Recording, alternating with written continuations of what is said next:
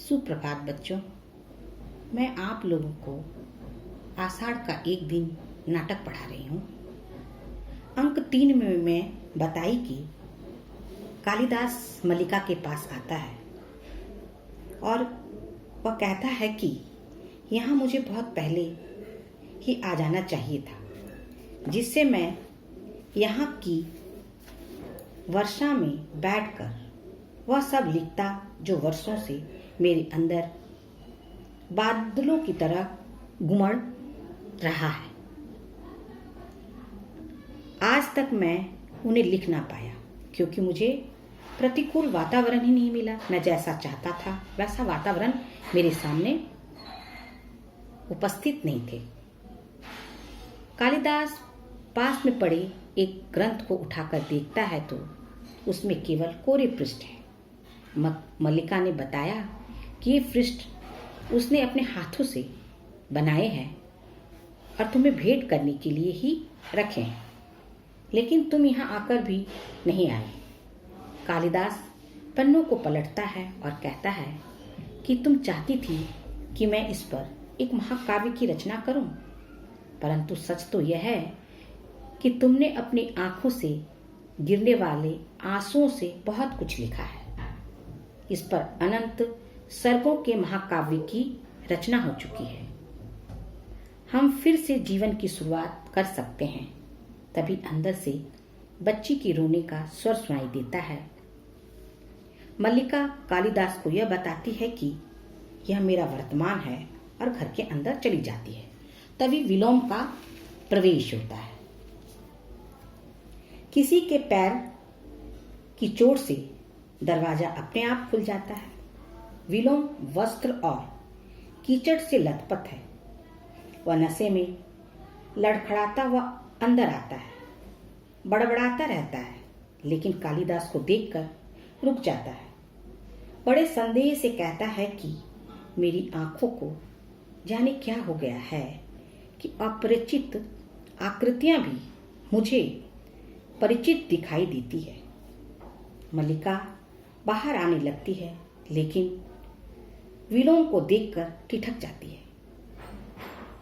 कालिदास कहता है कि आकृतियां भले बदल गई हो, पर तुम्हारे सामने खड़ा व्यक्ति वही है।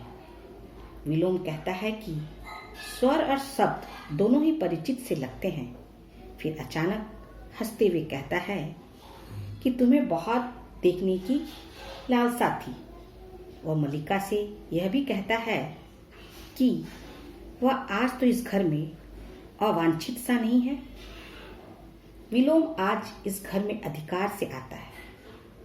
आज फिर से वह यह कैसा संयोग आया कि हमारी मुलाकात यहीं हुई। तुम जब भी आते हो हमारी मुलाकात यहीं होती है।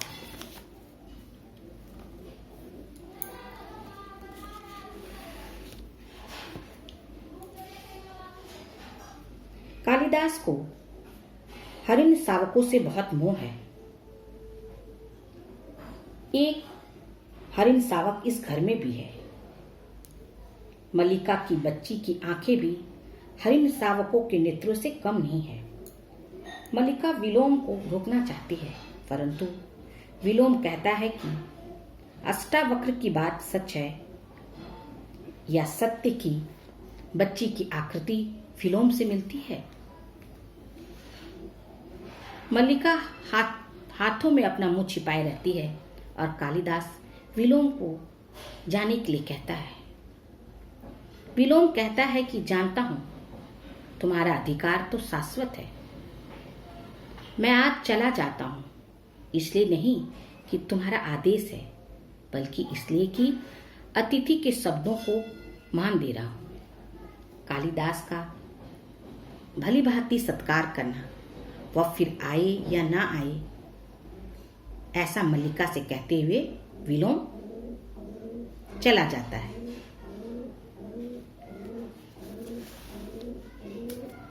विलोम के जाने के बाद मल्लिका से पूछने पर कालिदास कहता है कि मैं ही सोच रहा हूं कि आषाढ़ का ऐसा ही दिन था, वातावरण भी ऐसा ही है।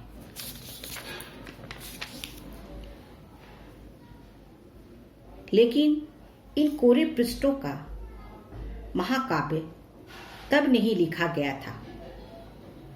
मैं फिर से शुरुआत करना चाहता था, लेकिन समय और इच्छा के बीच समय ज्यादा प्रभावी है, क्योंकि वह प्रतीक्षा नहीं करता। इस वार्तालाप के दौरान बच्ची के रोने की आवाज आती है और मल्लिका अंदर चली जाती है।